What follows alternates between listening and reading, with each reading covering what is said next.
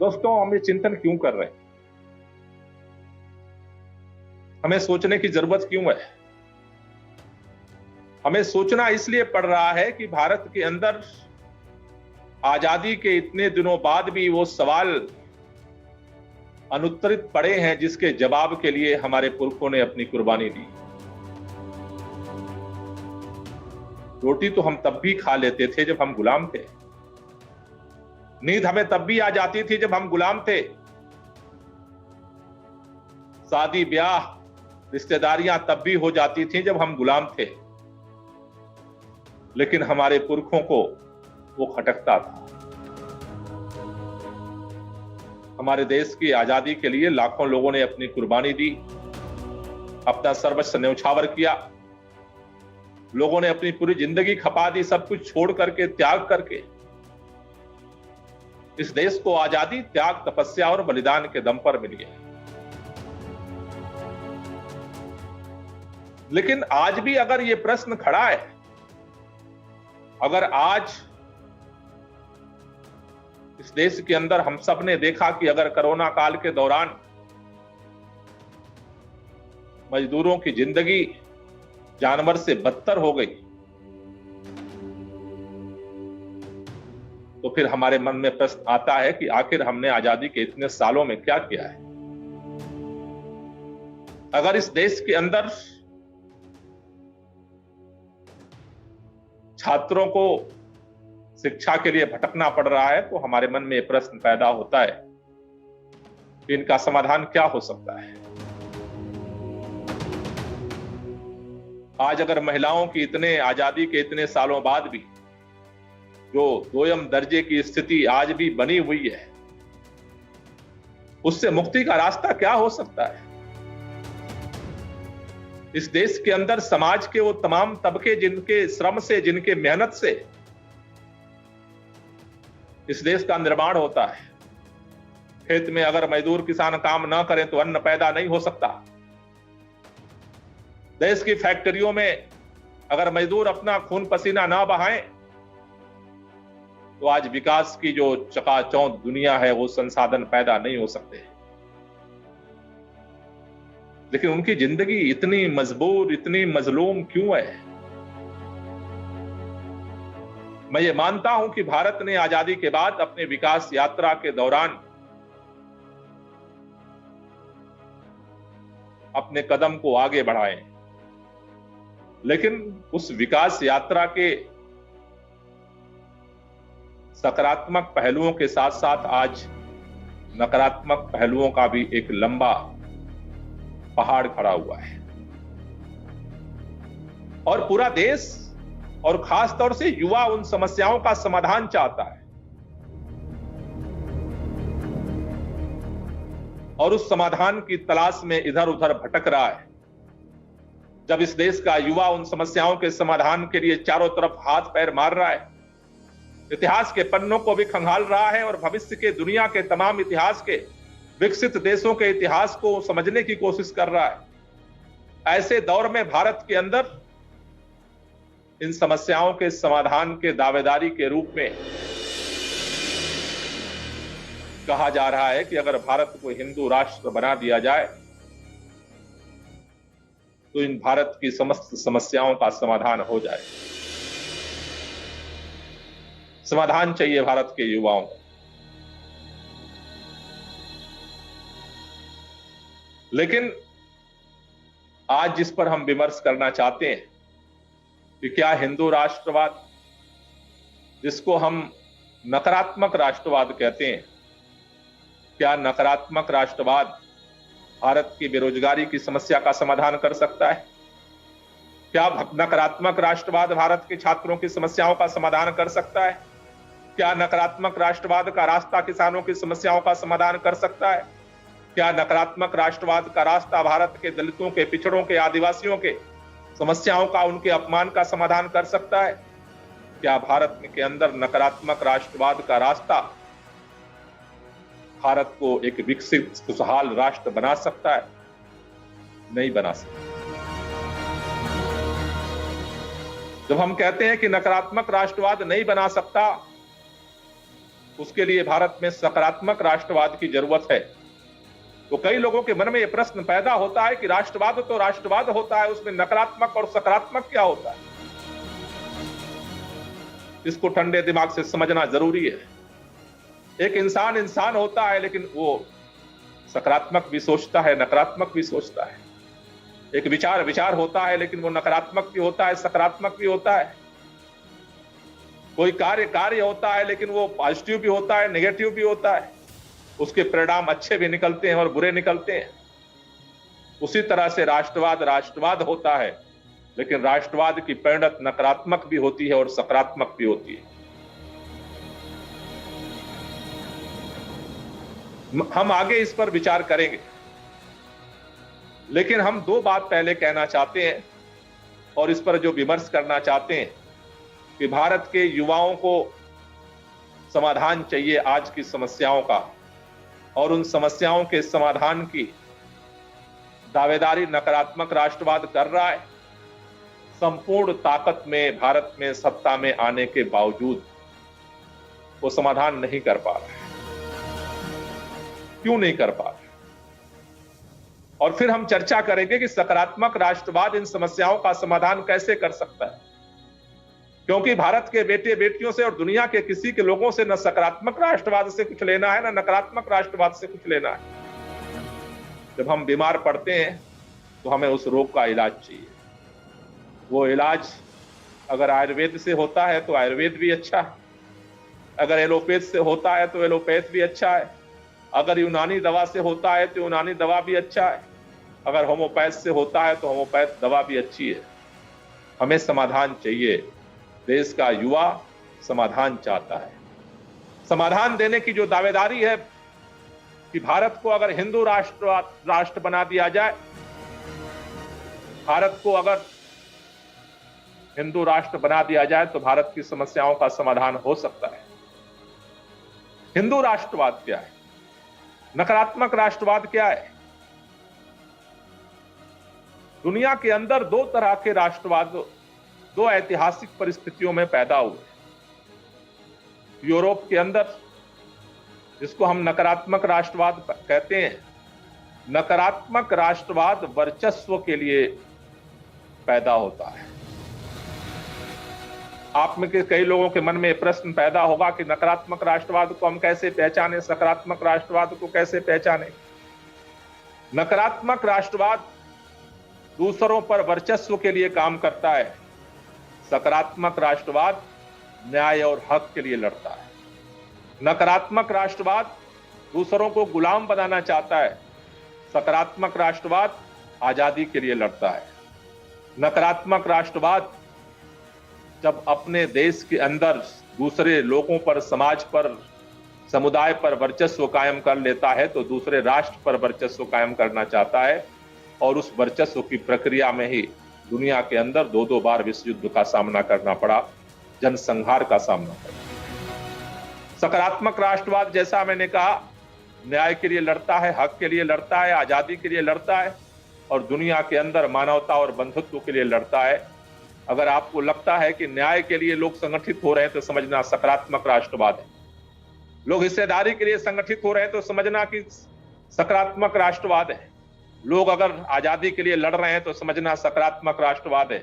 लोग अगर मानवता और बंधुत्व समानता के लिए लड़ रहे हैं तो समझना सकारात्मक राष्ट्रवाद है।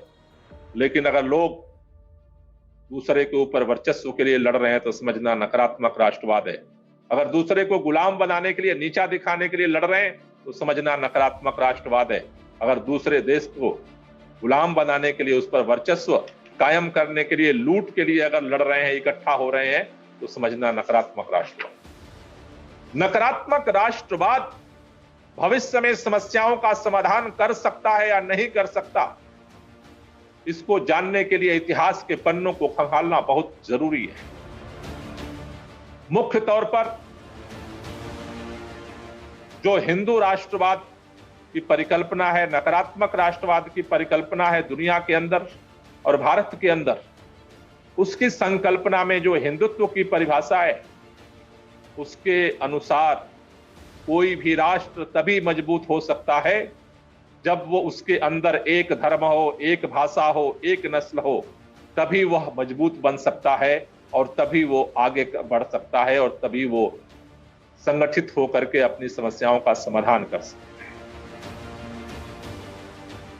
मैं कहूं कि ये सच है या ये झूठ है, ये बात समझने की बात नहीं है। नकारात्मक राष्ट्रवाद कहता है दिमाग बंद कर लो, दिल से केवल काम लो, अंधविश्वास पर भरोसा करता है। सकारात्मक राष्ट्रवाद की तरफ से मैं आपसे कहना चाहता हूं, दिमाग को खोल लो, जितनी भी इंद्रियां हैं उनको खोल लो और सोचो, समझो, विचार करो, उसके बाद यकीन करो। दुनिया के अंदर जो नकारात्मक राष्ट्रवाद का प्रयोग हुआ, एक नस्ल, एक जाति, एक धर्म के आधार पर राष्ट्र बनाने का जो प्रयोग हुआ, मैं आपके सामने दो उदाहरण रखना चाहूंगा। पहला उदाहरण, जहां पर राष्ट्रवाद का उदय हुआ, जर्मनी।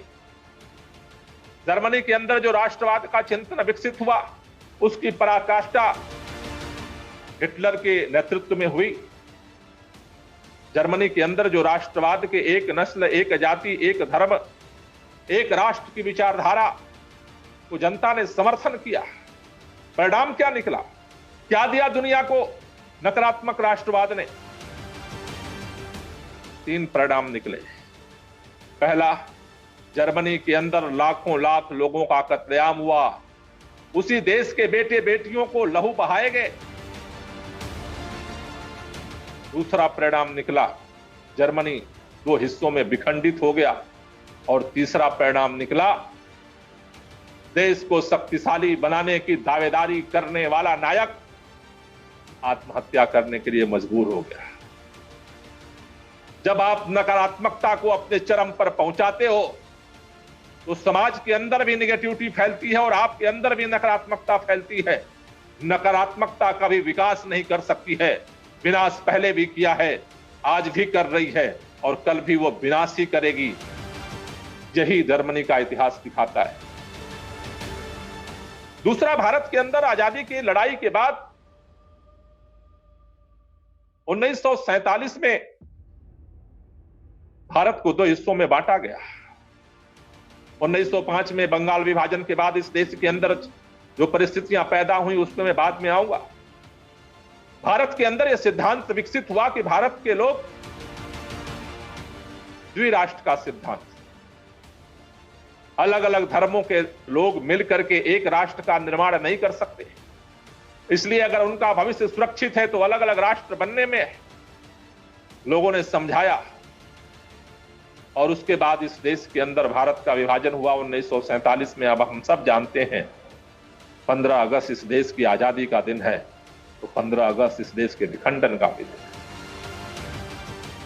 इस देश को विखंडित किया गया इसी दावेदारी के साथ कि अगर यह देश से पाकिस्तान अलग बन जाएगा तो पाकिस्तान के लोगों की तरक्की का रास्ता खुलेगा, उनके बेटे बेटियों की शिक्षा की गारंटी होगी, बेरोजगारों को रोजगार मिलेगा, भारत के अंदर रह करके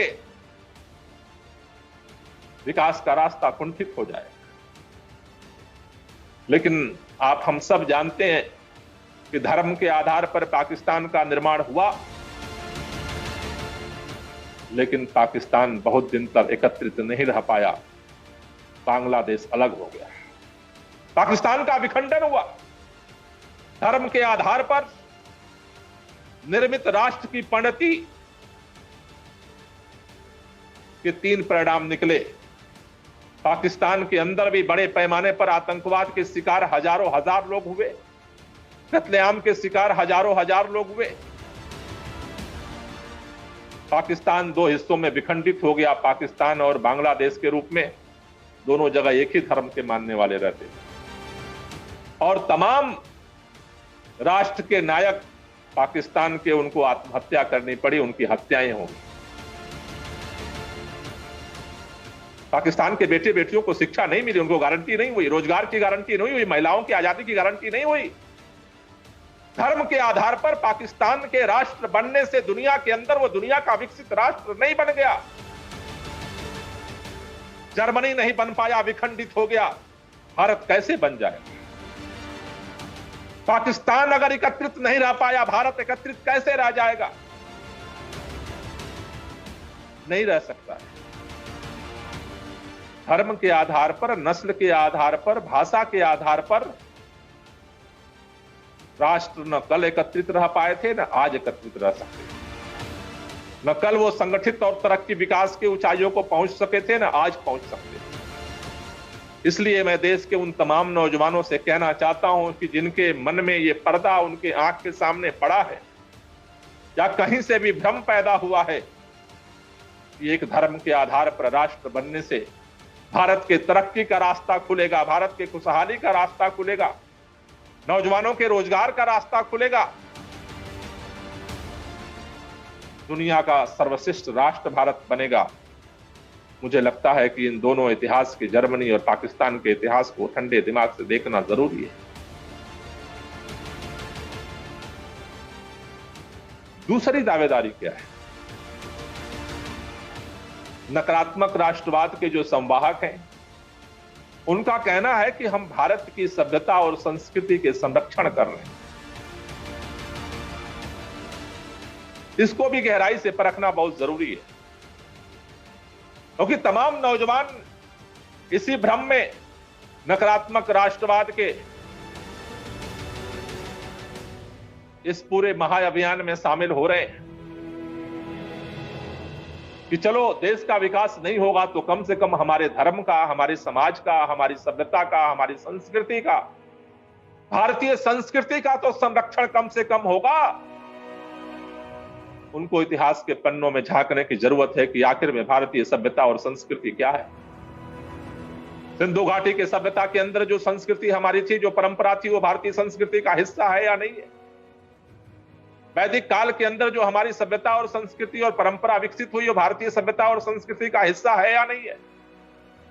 भारत के अंदर जैन काल में जो भारत के अंदर सभ्यता और संस्कृति विकसित हुई, वो भारत की सभ्यता और संस्कृति का हिस्सा है या नहीं है? बौद्ध काल में जो भारत के अंदर सभ्यता और संस्कृति का विकास हुआ, वो भारत की संस्कृति और सभ्यता का हिस्सा है या नहीं है? भारत के अंदर कबीर, तुलसी, नानक, दादू, मीरा के भक्ति आंदोलन का जो पूरा अभियान चला, वो भारत की सभ्यता और संस्कृति का हिस्सा है या नहीं है? भारत के अंदर 1757 से लेकर के 1947 तक दुनिया के सबसे लंबे स्वतंत्रता संग्राम के दौरान जो सभ्यता और संस्कृति और जो परंपरा विकसित हुई, भारत की सभ्यता और संस्कृति का हिस्सा है या नहीं है?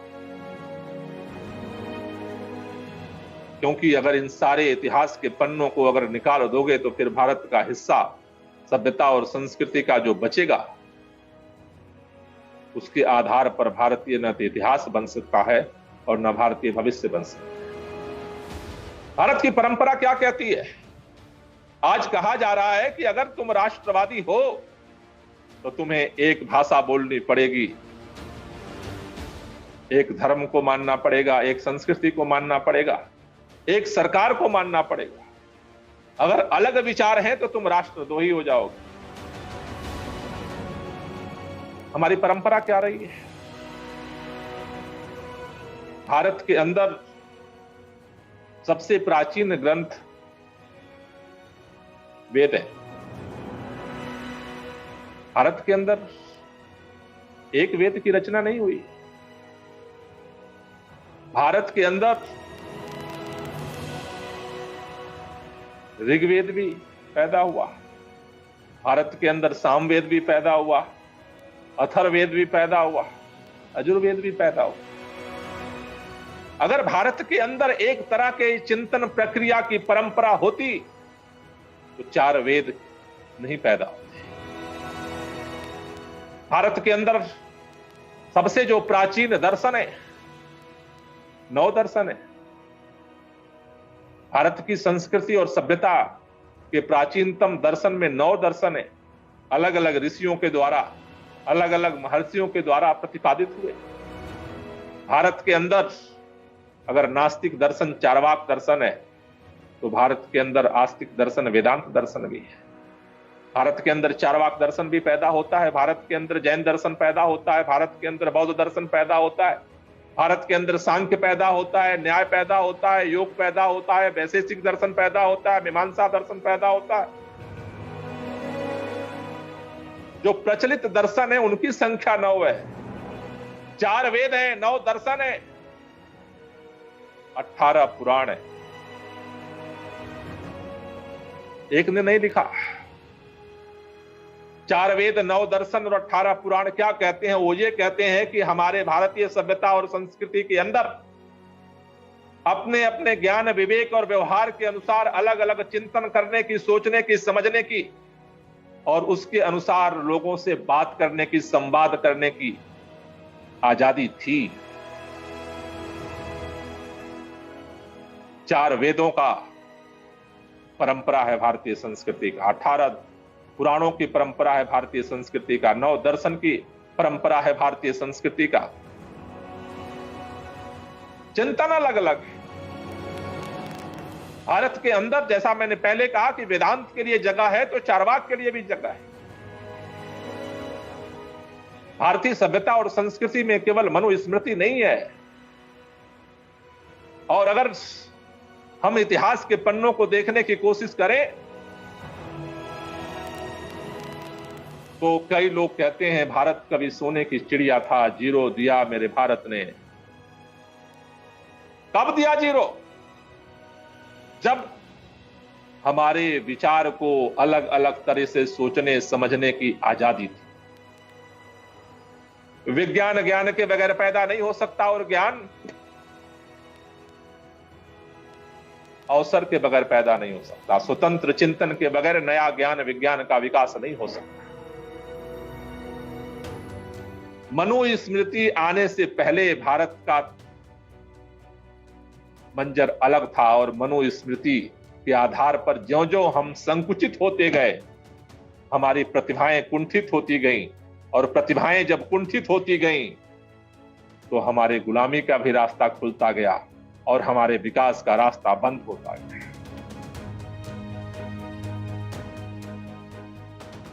इसलिए जब भारतीय सभ्यता और संस्कृति की जब हम चिंतन की बात करते हैं तो सभी युवाओं से मैं कहना चाहता हूं कि भारत की समग्र सभ्यता और संस्कृति के जो सकारात्मक पहलू हैं उसे संग्रहित करके नए भारत का रास्ता बनेगा।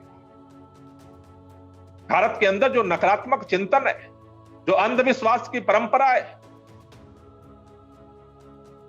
उस अंधविश्वास की परंपरा से आगे नहीं बढ़ेगा। हमें अध्यात्म भी चाहिए और हमें विज्ञान भी चाहिए। एक व्यक्तित्व के विकास के जो सकारात्मक चिंतन है, पहलू है, उसके विकास के लिए अध्यात्म चाहिए, लेकिन इस देश के विकास के लिए हमें विज्ञान चाहिए, हमें टेक्नोलॉजी चाहिए। अंधविश्वास और आडंबरों के रास्ते पर चल करके न व्यक्ति का विकास हो सकता है, न राष्ट्र का विकास हो सकता है, न भारतीय सशक्त हो सकता है, न भारत राष्ट्र सशक्त हो सकता है। इसलिए भारतीय सभ्यता और संस्कृति को अगर आगे बढ़ाना है तो हमें बुद्ध से विवेकानंद की परंपरा को और कबीर से भगत सिंह की परंपरा को पुनर्जीवित करने के लिए आगे बढ़ना पड़ेगा। और मैं जिम्मेदारी से कहना चाहता हूं कि बुद्ध से विवेकानंद तक और कबीर से लेकर के भगत सिंह तक भारत की एक गौरवशाली परंपरा है। भारतीय सभ्यता और संस्कृति के सर्वोच्च गुणों पर, बलिदान पर, त्याग पर, तपस्या पर आधारित परंपरा है। कोई भी व्यक्ति, कोई भी समाज और कोई भी राष्ट्र अपने इतिहास के सकारात्मक पहलुओं को संयोजित करके ही आगे बढ़ सकता है। इतिहास ने यही दिखाया है और भविष्य भी उसी पर टिका हुआ है। इसलिए नौजवानों, आपसे कहना चाहता हूं कि देश को अगर आगे बढ़ाना है तो हमें भारतीय सभ्यता और संस्कृति को विकसित करना है, लेकिन उसके सफेद, उसके अच्छे पहलुओं को विकसित करना है और उसके जो गलत पहलू हैं उससे बच करके हमें आगे बढ़ना है। जैसे अगर आपको आगे बढ़ना है, आपके अंदर जो नकारात्मक सोच है, आपके अंदर जो दुर्गुण है, उससे आपको मुक्त होना पड़ेगा, तभी आगे बढ़ पाओगे। और अपने अंदर की जो सकारात्मक ऊर्जा है उसे जब विकसित करोगे तभी आगे बढ़ पाओगे। अगर नकारात्मक ऊर्जा, क्योंकि वो मेरी है इसलिए हम उसे आगे बढ़ाएंगे, तो हमारा विनाश होगा। लेकिन अगर हमारी सकारात्मक ऊर्जा वो भी मेरी है, अगर उसे हम आगे बढ़ाएंगे तो विकास का रास्ता खुलेगा, समृद्धि का रास्ता खुलेगा, खुशहाली का रास्ता खुलेगा। इतिहास के पन्नों के नकारात्मक बिंदुओं को संयोजित करने का नाम है नकारात्मक राष्ट्रवाद। इतिहास के उन तमाम परंपराओं, विश्वासों को, उन तमाम संस्कृति के पहलुओं के सकारात्मक पहलुओं को संयोजित करके और अपनी सकारात्मक ऊर्जा को संयोजित करके आगे बढ़ने का नाम है सकारात्मक राष्ट्रवाद। तय आपको करना है कि सकारात्मक ऊर्जा को संयोजित करने से आप आगे बढ़ोगे या नकारात्मक ऊर्जा को भारतीय सभ्यता के संस्कृति के पहलुओं को संग्रहित करके आगे बढ़ो। तीसरी दावेदारी है कि राष्ट्रवादी हिंदू राष्ट्रवाद के पुरोधा सबसे बड़े देशभक्त हैं। इसको भी गहराई से जानना जरूरी है। भारत के अंदर आजादी की लड़ाई के दौरान हिंदू राष्ट्रवाद के चिंतक पैदा हो चुके थे, संगठन पैदा हो चुके थे, लेकिन आज की भी तारीख में इस देश की आजादी के लिए हजारों हजार लोगों ने फांसी के फंदे को चूमा। लेकिन मैं आपको बताना चाहता हूं, इस देश की आजादी के लिए 1857 में लाखों लोगों ने अपनी कुर्बानी दी। तो हिंदू राष्ट्रवाद के चिंतन के प्रभावित लोग नहीं थे।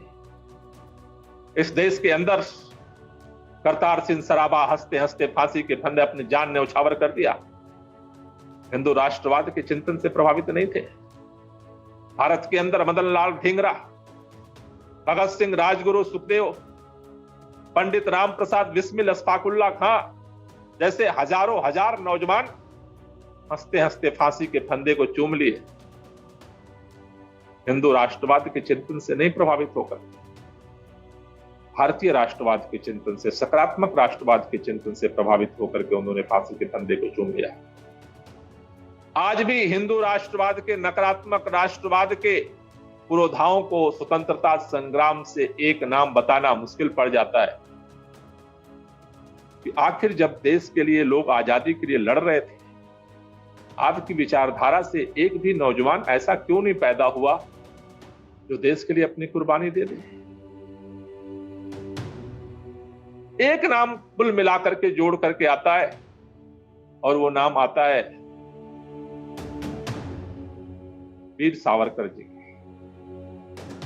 इतिहास के पन्नों को जो लोग जानते हैं, वीर सावरकर जी की दो जिंदगी है। एक जिंदगी में उनको 1857 के संग्राम, उनको सबसे ज्यादा हिंदू मुसलमानों की एकता के आधार पर जो लड़ाई है वो सबसे ज्यादा प्रभावित करती है। लेकिन जेल के अंदर जब वो जाते हैं, उनके ऊपर दबाव पड़ता है अंग्रेजों का, माफी मांगते हैं और बाहर आते हैं, तो 1857 की ठीक जो सकारात्मक राष्ट्रवाद की जो परंपरा थी, उससे उलट हिंदू राष्ट्रवाद के, हिंदुत्व के प्रचारक बन जाते हैं। और उसके बाद स्वतंत्रता संग्राम के लिए जो उनकी क्रांति की आग है, कुंद कर दी जाती है और स्वतंत्रता संग्राम के मुख्य धारा से साइड हो जाते हैं। प्रश्न ये पैदा होता है कि आज जो लोग राष्ट्रवाद, देशभक्ति की दावेदारी कर रहे हैं, उस विचारधारा के अंदर इस देश की आजादी की लड़ाई के दौरान संघर्ष करने वाले नौजवानों की वो टीम क्यों नहीं पैदा? लंबे समय तक भारत के राष्ट्रध्वज को फहराने में उन्हें शर्म आती थी।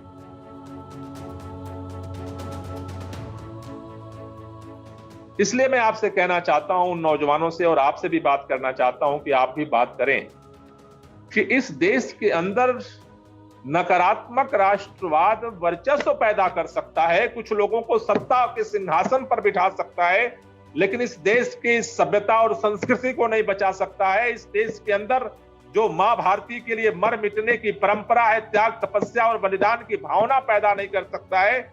इस देश के अंदर देश को एकत्रित करके शक्तिशाली नहीं बना सकता है। उसके पास इसकी क्षमता नहीं है। मैं बात किसी व्यक्ति के विरोध की नहीं कर सकता, मैं उस विचारधारा की बात कर रहा हूं कि जिसको अंततो गत्वा जिसके पास समाधान है ही नहीं। और जब समाधान है नहीं, इतिहास के पन्नों में भी समाधान जो विचारधारा नहीं निकाल पाई, आज भी सत्ता के सर्वोच्च शिखर पर पहुंचने के बाद भी जो विचारधारा समाधान नहीं निकाल पा रही है, वो कल समाधान निकाल करके आपको दे देगी। अगर ऐसा आप मुगालता पालते हैं तो मुझे लगता है कि ऐसे लोगों से संवाद करने की जरूरत है और उनके भ्रम को दूर करने की जरूरत है। ये जो पूरा चक्रव्यूह है वो केवल एक काम कर सकता है, समस्याओं का समाधान नहीं कर सकता, लेकिन जब समस्याओं का समाधान नहीं कर सकता है तो सत्ता में आने के लिए वो उसको नफरत फैलानी पड़े, उसको दंगे करवाने पड़े, उसको एक दूसरे से लड़वाना पड़ेगा। और जब लड़ाई होती है, संघर्ष होता है, दंगे होते हैं, नफरत फैलती है, तो वो समस्या और बढ़ती है।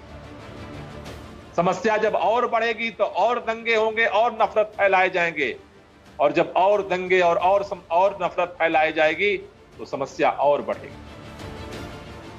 ये एक ऐसा चक्रव्यूह है जिससे बाहर निकलने का रास्ता अगर आज के भारत के युवा के, भारत के बेटे बेटियां अगर सोचने समझने के लिए और बाहर निकलने के लिए तैयार नहीं होते हैं, तो ये चक्रव्यूह समस्या और समस्या के समाधान के नाम पर दंगा, नफरत और दंगा से फिर समस्या और समस्या के समाधान और उसके रास्ते के रूप में फिर दंगे, फिर नफरत, ये चक्रव्यूह एक दिन यहां पहुंचेगा कि शायद हमारे आप में से किसी के बस नहीं होगा इससे बाहर निकल। इसलिए वक्त के आज की हकीकत को पहचानना और उसके अनुरूप अपने आप को खड़ा करना जरूरी है। अगर नकारात्मक राष्ट्रवाद के पास इसका समाधान नहीं है तो सकारात्मक राष्ट्रवाद इसका समाधान कैसे कर सकता है, यह भी जानना जरूरी है। क्योंकि विरोध के लिए विरोध करने से समाधान नहीं पैदा होता। समाधान के लिए नए चिंतन की जरूरत है, नए आधार की जरूरत है, नए पहल की जरूरत है।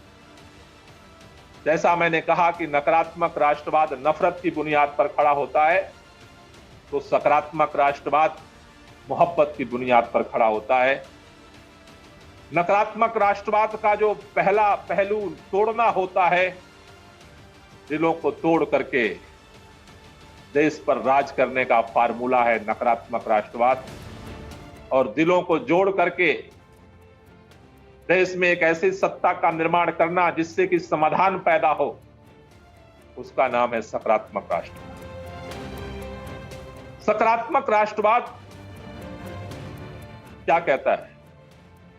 सकारात्मक राष्ट्रवाद कहता है कि अगर देश को मजबूत करना है तो देश के अंदर रहने वाले सभी धर्म के लोगों को, सभी जाति के लोगों को, सभी भाषा के लोगों को, सभी क्षेत्र के लोगों को, चाहे वो स्त्री हो पुरुष हो,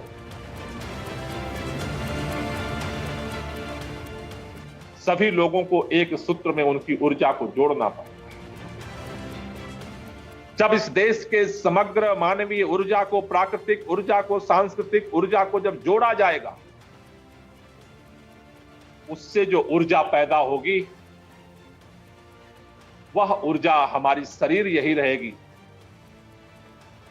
हमारा देश यही होगा, लेकिन हमारी ताकत जो उस ऊर्जा से पैदा होगी उसका अंदाजा लगाना अगर है तो आजादी की लड़ाई के पन्नों को जरूर देखना हो। ये देश अलग अलग नवाबों के, अलग अलग राजाओं में बटा हुआ था। ईस्ट इंडिया कंपनी के राज के 100 साल पूरे होने पर 1857 की जंगे आजादी में लोगों ने इस देश के अंदर एकता शुरू की। हमारे पुरखों ने इस देश में अंग्रेजों के खिलाफ लड़ाई जो लड़ी, उसका महामंत्र था सकारात्मक राष्ट्र। और उसको अगर आप देखने की कोशिश करिएगा, कई लोग कहते हैं आज जो नफरत के बीज फैलाते हैं, तमाम उस तरह की कहानियां जो इतिहास के पन्नों से छुपा करके, तोड़ मरोड़ करके आपके सामने रखते हैं, जरा एक बार आप नजर डालने की कोशिश करिए। 1857 की पहले जंग आजादी में अंग्रेजों से लड़ने के लिए देश इकट्ठा होना शुरू होता है। नवाब भी इकट्ठा होता है, राजा भी इकट्ठा होता है, सैनिक भी इकट्ठा होता है, किसान भी इकट्ठा होता है, नौजवान भी इकट्ठा होता है।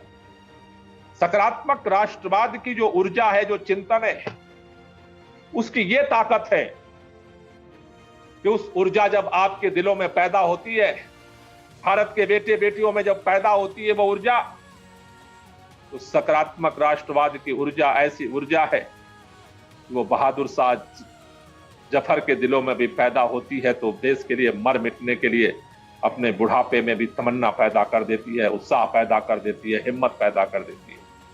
सकारात्मक राष्ट्रवाद की ऊर्जा अगर एक तरफ बहादुर शाह जफर को लड़ने के लिए प्रेरित करती है तो दूसरी तरफ नाना साहब के दिलों में भी वही तरंग पैदा कर देती है।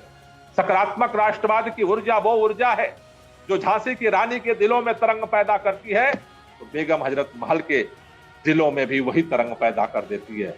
सकारात्मक राष्ट्रवाद की ऊर्जा वो ऊर्जा है जो इस देश के अंदर अजीमुल्लाह खां के दिलों में पैदा होती है, वही ऊर्जा नाना साहब के दिलों में पैदा हो जाती है। सकारात्मक राष्ट्रवाद की ऊर्जा वो ऊर्जा है कि वही राम प्रसाद बिस्मिल को भी फांसी के हंसते हंसते फंदे को चूमने के लिए प्रेरित कर देती है। सकारात्मक राष्ट्रवाद की ऊर्जा वो ऊर्जा है जो अशफाकुल्लाह खां को भी देश के लिए मर मिटने को प्रेरित कर देती है। राम प्रसाद बिस्मिल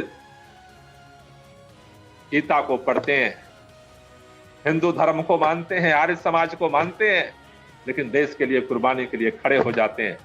अशफाकुल्लाह खां इस्लाम को मानते हैं, कुरान को मानते हैं, लेकिन देश के लिए लड़ने के लिए, मादरे वतन की आजादी के लिए कुर्बान होने के लिए तैयार हो जाते हैं।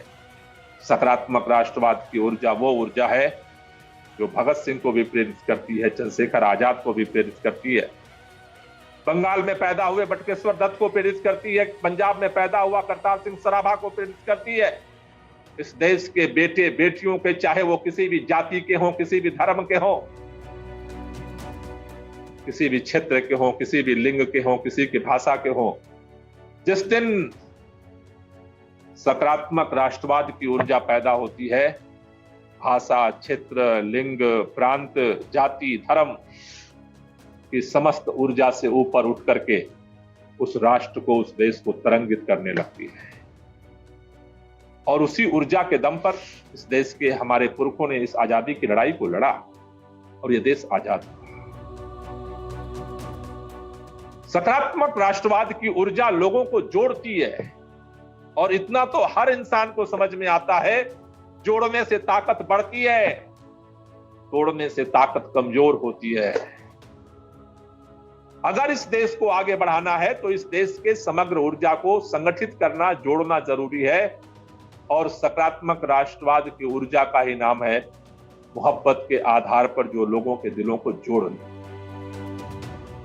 जब हम जोड़ने की बात करते हैं तो इसका मतलब ये कतई नहीं कि सभी लोगों के अंदर जो नकारात्मक सोच है उसको जोड़ने की बात कर रहे हैं। जब हम जोड़ने की बात करते हैं तो सभी लोगों के अंदर जो सकारात्मक ऊर्जा है उसको जोड़ने की बात करते हैं। नकारात्मक ऊर्जा को जोड़ करके आगे बढ़ने का रास्ता नहीं बनेगा। और मेरा यह मानना है कि इस देश के अंदर जो भी बेटे बेटियां पैदा हैं, सबके अंदर कोई ना कोई सकारात्मक ऊर्जा है। उस ऊर्जा को एक माले के रूप में पिरोने की जरूरत है और उस माले के अलग अलग ऊर्जा को जोड़ करके एक सूत्र में बांधने वाले धागे का नाम है सकारात्मक राष्ट्र, जो लोगों को जोड़ करके इस देश को इकट्ठा कर सकता है, बिखरी हुई ऊर्जा को इकट्ठा करके नए निर्माण में लगा सकता है।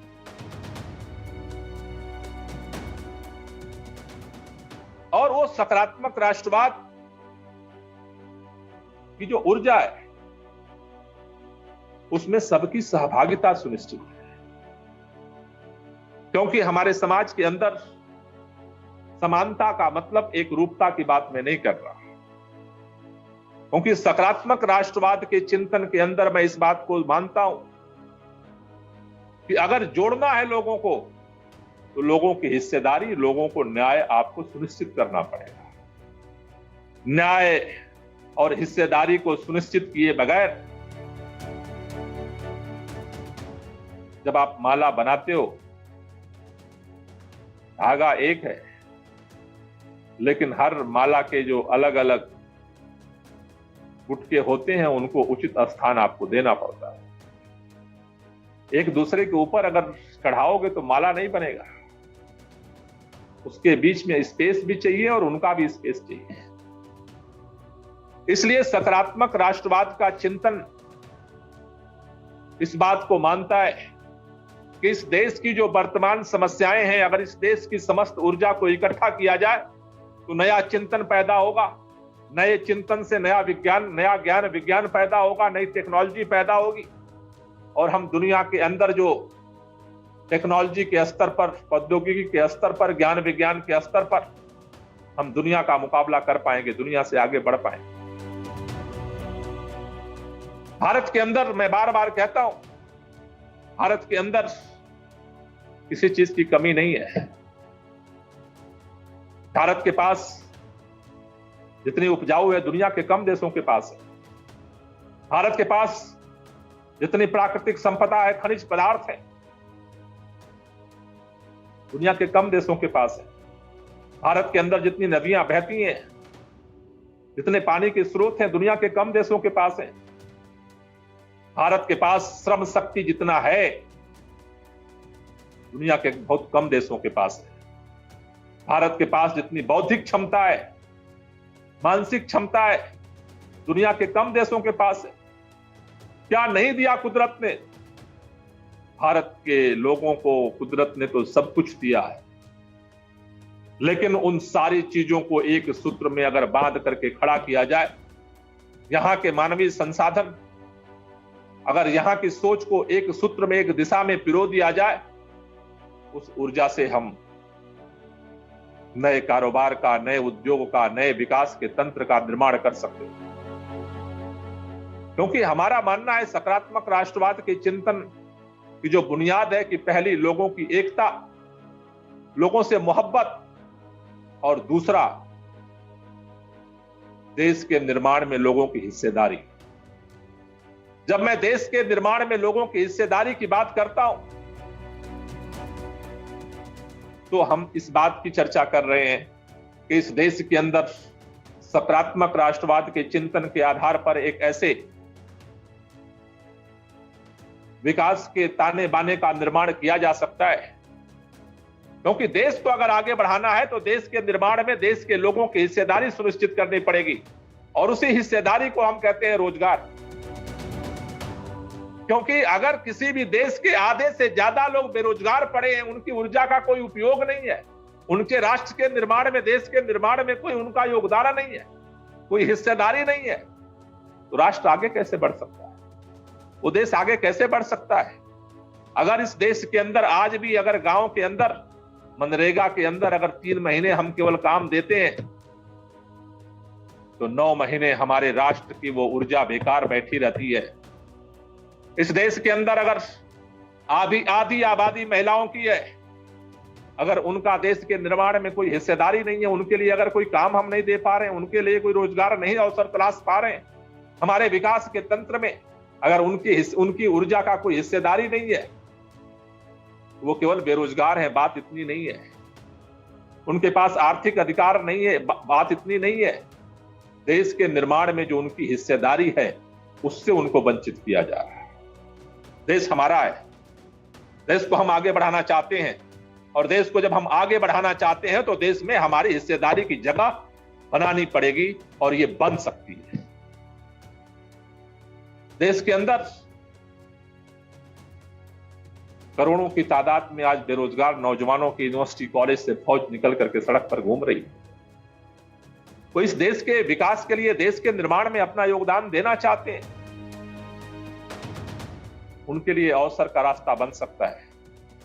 भारत के अंदर, जैसा हमने कहा कि जितना प्राकृतिक संसाधन है, अगर भारत के प्राकृतिक संसाधनों के अनुरूप हमारी जो मानसून की विविधता है, हमारी जो क्षेत्रीय विविधता है, उसके भारत की आवश्यकता के अनुरूप जो हम नकलची बंदर की तरह पूरे दुनिया के अंदर घूम रहे हैं और सोचते हैं कि शायद आज जापान की टेक्नोलॉजी केवल ला करके हम भारत का विकास कर लेंगे। कभी नई सरकार आती है वो सोचती है अमेरिका की टेक्नोलॉजी ला करके हम भारत का विकास कर लेंगे। कोई नई सरकार आती है वो सोचती है रूस की टेक्नोलॉजी को ला करके हम भारत का विकास कर लेंगे। दुनिया के अंदर जो टेक्नोलॉजी विकसित हुई, ज्ञान विज्ञान विकसित हुआ है, उसमें जो जरूरी है वो लेना जरूरी है, ठीक है। लेकिन अगर भारत के विकास की यात्रा को अगर आगे बढ़ाना चाहते हो तो भारत के बेटे बेटियों का श्रम, भारत के बेटे बेटियों का ज्ञान विज्ञान और साथ में ऐसी टेक्नोलॉजी का विकास करना पड़ेगा। छत्तीसगढ़ के जंगल के लिए, छत्तीसगढ़ के जंगल में उपजा पैदा होने वाले सामग्री के अनुरूप वहां पर औद्योगिक विकास के लिए टेक्नोलॉजी को वहां विकसित करना पड़ेगा। पहाड़ के लिए अलग टेक्नोलॉजी विकसित करनी पड़ेगी, मैदानी भाग के लिए अलग टेक्नोलॉजी विकसित करनी पड़ेगी, पठारी भाग के लिए अलग टेक्नोलॉजी विकसित करनी पड़ेगी। और भारत के बेटे बेटियों के अंदर ये क्षमता है कि हम ऐसी टेक्नोलॉजी का विकास कर सकते हैं कि भारत के बेटे बेटियां अपने गांव में, अपने कस्बे में, अपने क्षेत्र में रह करके भारत के देश के निर्माण में अपना योगदान दे सकते हैं। उनको रोजगार का अवसर मिल सकता है, उनको सम्मान मिल सकता है। और यकीन मानिए ये जो आर्थिक हिस्सेदारी है सामाजिक न्याय की गारंटी की तरफ भी एक कदम साबित हो सकती है, एक सहयोगी साबित हो सकती है। इसलिए सकारात्मक राष्ट्रवाद के जो दो प्रमुख पहलू है, एक इस देश के अंदर लोगों को सबको सम्मान मिले और दूसरा इस देश के सभी लोगों को काम मिले, जिससे जो कुदरत के द्वारा दिया गया उनके पास जो क्षमता है, जो उनका ज्ञान है, विज्ञान है, उससे वो इस देश के निर्माण में योगदान कर सकते। देश के योगदान में जिसने नहीं पढ़ाई की वो भी योगदान कर सकता है, जो 8वीं फेल हो गया वो भी योगदान कर सकता है, जो 10वीं पास हो गया वो भी योगदान कर सकता है, जो ग्रेजुएट हो गया वो भी योगदान कर सकता है, जो डॉक्टर इंजीनियर टीचर बन गया वो भी योगदान कर सकता है, जो IAS PCS बन गया वो भी योगदान कर सकता है, जो नेता बन गया, मंत्री बन गया, प्रधानमंत्री बन गया, मुख्यमंत्री बन गया वो भी योगदान कर सकता है। तंत्र ऐसा विकसित करना पड़ेगा इस देश के अंदर, भारत का कोई भी बेटा बेटी चाहे वो पढ़ गया हो या अनपढ़ हो, हम उसके पढ़ने की भी गारंटी करेंगे, लेकिन समग्र मानवीय संसाधन की देश के निर्माण में हिस्सेदारी हो, इसके तंत्र को विकसित करने का नाम है सकारात्मक राष्ट्रवाद। आप में से कई लोगों के मन में यह प्रश्न पैदा हो रहा होगा कि इतने लोगों को रोजगार देने के लिए, काम देने के लिए पैसा कहां से आएगा? इस देश में पैसे की कमी नहीं है। आंकड़े अखबारों में आते रहते हैं, आप पढ़ते रहते होंगे। 100 लोगों के पास इतना पैसा है जितना संसाधन और पैसा 100 करोड़ लोगों के पास नहीं। जरूरत केवल न्यायपूर्ण व्यवस्था को निर्मित करने की है और वो व्यवस्था निर्मित हो सकती है। सकारात्मक राष्ट्रवाद का चिंतन, जब आप सकारात्मक व्यक्ति पैदा होगा तो सकारात्मक समाज पैदा होगा, सकारात्मक समाज से ही सकारात्मक राष्ट्र पैदा होगा। और यकीन मानिए, जो मैं आपकी जिम्मेदारी से कहना चाहता हूं, सकारात्मक राष्ट्रवाद का चिंतन इस देश के लोगों को मोहब्बत के आधार पर जोड़ भी सकता है। इस देश के लोगों को सकारात्मक राष्ट्रवाद का चिंतन अपने श्रम, अपना विवेक, अपनी प्रतिभा, मान सम्मान के साथ इस देश के निर्माण में योगदान करने का अवसर भी दे सकता है। भारत को भी खुशहाल देश बना सकता है, भारतीयों को भी खुशहाल नागरिक बना सकता है। और यकीन मानिए, खुशहाल व्यक्ति और खुशहाल राष्ट्र दुनिया की भी खुशहाली की कामना कर सकता है। और भारतीय सभ्यता और संस्कृति का जो सपना है, सर्वे भवन्तु सुखिनः, सर्वे सन्तु निरामया, सर्वे भद्राणि पश्यन्तु, मां कश्चित् दुःखभाग् भवेत्, वसुधैव कुटुम्बकम का जो सपना किसी सकारात्मक पलों में भारत के महर्षियों ने जो देखा था, उसका रास्ता खुल सकता है सकारात्मक राष्ट्रवाद से। सकारात्मक राष्ट्रवाद व्यक्ति को भी जोड़ने का काम करता है, समाज को भी जोड़ने का काम करता है।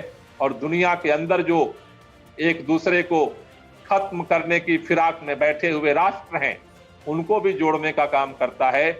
इस सकारात्मक चिंतन से भी व्यक्ति से लेकर के व्यवस्था तक, राष्ट्र से लेकर के मानवता तक एक सूत्र में बंध करके विश्व के अंदर एक नए चिंतन और नए इंसानी व्यवस्था के निर्माण के लिए आगे बढ़ सकती है। सकारात्मक राष्ट्रवाद कहता है कि हम भी हैं, लेकिन तुम भी हो, तुम्हारी भी जगह है हमारे अंदर और हमारी भी जगह है तुम्हारे अंदर। हमारा भारत राष्ट्र है, लेकिन तुम्हारा भी अगर कोई देश है तो वो भी है।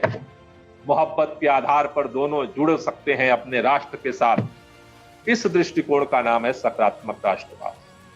सभी लोग अपने अस्तित्व के साथ सह अस्तित्व में जी सकते हैं। एक दूसरे के सहयोग, एक दूसरे से मोहब्बत, एक दूसरे को खुशी बांट करके भी तरक्की के अपने शिखर तक पहुंच सकते हैं, जहां आत्महत्या करने की जरूरत नहीं पड़ेगी, जहां कत्लेआम करने की जरूरत नहीं पड़ेगी, जहां विखंडित होने की जरूरत नहीं पड़ेगी, जहां जोड़ने की प्रक्रिया शुरू होगी।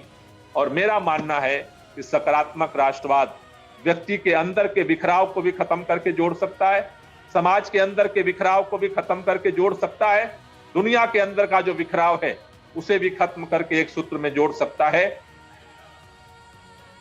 सबकी खुशहाली के रास्ता और तमन्ना का नाम है सकारात्मक राष्ट्रवाद, लेकिन आसान नहीं। आज जो हालात हैं इस देश के अंदर, उसमें आसान नहीं है। आप में से तमाम लोग, मैं पिछले सत्रों में सुन रहा था, चिंतित हैं। कई लोगों ने कहा कि नकारात्मक राष्ट्रवाद को तो ताकतवर बनने में 70 साल 80 साल सालों साल गुजर गए, तो क्या सकारात्मक राष्ट्रवाद को भी इस देश के अंदर मजबूत करने के लिए, नए आधार पर निर्मित करने के लिए, तो उससे ज्यादा साल लगेंगे? नहीं लगेंगे। नकारात्मक राष्ट्रवाद का अपना इतिहास था, सकारात्मक राष्ट्रवाद का अपना इतिहास है। संकट के समय में समाधान पैदा होता है। संकट जितना ही तीव्र होता है, समाधान भी उतना ही तात्कालिक, उतना ही तीव्र होता है। आज जिस तरह की बेचैनी भारत के पूरे देश के युवा महसूस कर रहे हैं, भारतीय युवा संवाद में भारत के सभी राज्यों के, तमिलनाडु के युवा जुड़े, कर्नाटका के युवा जुड़े, आंध्र प्रदेश के युवा जुड़े हैं, तेलंगाना के युवा जुड़े, केरला के युवा जुड़े हैं, महाराष्ट्र के युवा जुड़े हैं, मध्य प्रदेश से युवा जुड़े, छत्तीसगढ़ हो, चाहे झारखंड हो, बंगाल हो, असम हो, त्रिपुरा हो, नॉर्थ ईस्ट का पूरा इलाका हो, बिहार हो, यूपी हो, पंजाब हो, हरियाणा हो, उत्तराखंड हो, हिमाचल प्रदेश हो, जम्मू कश्मीर हो, गुजरात हो। देश के कोने कोने से आज पिछले 7 दिनों से यह विचार मंथन चल रहा है।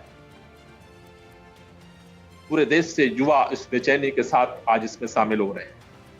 केवल देश के अंदर नहीं, दुनिया के अंदर जो भारत के बेटे बेटियां जा करके रह रहे हैं, उनके अंदर भी तड़प है। आज के हालात से वो भी चिंतित हैं कि अगर इसी तरह देश इसी दिशा में बढ़ा तो इस देश का क्या होगा। दुनिया के 12 देशों से आज इस महाअभियान में लोग शामिल हैं। आज यूएसए के लोग इसमें शामिल हैं। आज ऑस्ट्रेलिया से नौजवान इसमें शामिल हैं। UK, Japan, Norway, Saudi Arabia, Germany, Italy, Switzerland, Jordan, Canada, Spain, Lithuania, Kuwait, दुनिया के भी तमाम देशों के अंदर रहने वाले भारत के बेटे बेटियां बेचैनी महसूस कर रहे हैं। और उस बेचैनी का परिणाम है कि आज इस भारतीय युवा संवाद में देश और दुनिया के अंदर जो भारत के बेटे बेटियां हैं, जो सिर्फ अपने लिए नहीं जीना चाहते, सारी कोशिशों के बावजूद जिनके आंख पर अंधविश्वास की, अंधभक्ति की पट्टी नहीं बंधी है, तो सोच रहे हैं। और यकीन मानिए कि आप जो सोचने की तरफ बढ़े हैं, वो कहते हैं कि बात निकलेगी तो दूर तलक जाएगी। सकारात्मक राष्ट्रवाद की ऊर्जा 1 और 1 बनकर के 2 नहीं होगी, 1 और 1 बनकर के 11 होगी। लेकिन इस बात की गारंटी आपको करनी पड़ेगी कि आपका चिंतन पूरे कमिटमेंट के साथ, पूरे समर्पण के साथ, पूरे दृढ़ निश्चय के साथ इस वैचारिक आंदोलन को आगे बढ़ाने के लिए समर्पित है। कहना आसान है, आप जरा एक बार सोचने की कोशिश करिए। इस देश के अंदर उस ऊर्जा को महसूस करने की कोशिश करिए। हमारे पांव में एक कांटा चुभ जाता है तो मुंह से आह निकल जाती है। भगत सिंह, राजगुरु, सुखदेव फांसी के फंदे को चूमने जा रहे थे। पता था कि 2 मिनट बाद हम इस दुनिया से विदा हो जाएंगे, फांसी का फंदा उनके गर्दन में होगा, लेकिन वो मुस्कुरा रहे थे। हमसे एक कांटा बर्दाश्त नहीं होता, वो मौत पर भी मुस्कुरा रहे थे। इसी मिट्टी के बेटे थे। झांसी की रानी बेगम, हजरत महल इसी मिट्टी की बेटियां थीं। अगर इस देश के लिए सचमुच कुछ करना चाहते हो, अपने अंदर की ऊर्जा को जगाओ। सकारात्मक राष्ट्रवाद की मंजिल पर पहुंचने की पहली शर्त है कि अपने अंदर जो सकारात्मक ऊर्जा है उसको जगाओ। नकारात्मक ऊर्जा आपके अंदर निराशा पैदा करती है। और मैं खास तौर से देश के उन तमाम बेटे बेटियों से कहना चाहता हूं, रोजाना घुट घुट करके जीने से, मरने से बेहतर है कि इस मां भारती के लिए कुछ बेहतर करने के लिए अपनी ऊर्जा को जागृत करके, मरना है तो कुछ करके मरो, जीना है तो कुछ करके जियो। घुट घुट के जीने से न तुम्हारा कोई विकास होने वाला है, न इस देश का कुछ विकास होना है। जीने के दोनों रास्ते हैं, तय तुम्हें करना है। हमें अपनी जिंदगी को भी बेहतर करना है, परिवार की जिम्मेदारियों को भी निभाना है, लेकिन हमारे शरीर के अंदर, एक इंसान के अंदर इतनी ऊर्जा होती है, जो आप संकल्प लेते हो उसी के अनुपात में आपके अंदर ऊर्जा भी पैदा हो जाती है। इस देश के अंदर सकारात्मक राष्ट्रवाद के चिंतन को, इस वैचारिक आंदोलन को अगर हम भारत के बेटे बेटियों के अंदर अगर प्रवाहित करने में सफल होते हैं, तो यकीन मानियो कि इससे वो ऊर्जा पैदा होगी। इस ऊर्जा से हम नए व्यवस्था का भी निर्माण करेंगे, नए हिंदुस्तान का भी निर्माण करेंगे और नए इंसान का भी निर्माण करेंगे, क्योंकि व्यक्ति और व्यवस्था दोनों को बदलना जरूरी है। व्यवस्थाएं अमूर्त नहीं होती हैं, व्यवस्थाओं का संचालन व्यक्ति करता है। व्यक्ति की सोच व्यवस्थाओं को, सोच को प्रभावित करती है। इसलिए देश की बात फाउंडेशन का एक ही साथ दोहरा लक्ष्य है। हमें व्यक्ति को भी बदलना है और हमें व्यवस्था को भी बदलना है। हमें नए इंसान का भी निर्माण करना है और हमें नए हिंदुस्तान का भी निर्माण करना है। विध्वंस और सृजन के साथ साथ संवाहक बनने के लिए हम भारत के बेटे बेटियों को तैयार होना पड़ेगा। और मुझे यकीन है ये रास्ता इस देश को एक नई रोशनी दिखाएगा, इस दुनिया को एक नई रोशनी दिखाएगा, और जो हमारे आजादी के लाखों लोगों ने हंसते हंसते अपनी कुर्बानी दी, उनके सपनों को भी साकार करेगा। इंकलाब जिंदाबाद। आप सब लोगों का बहुत बहुत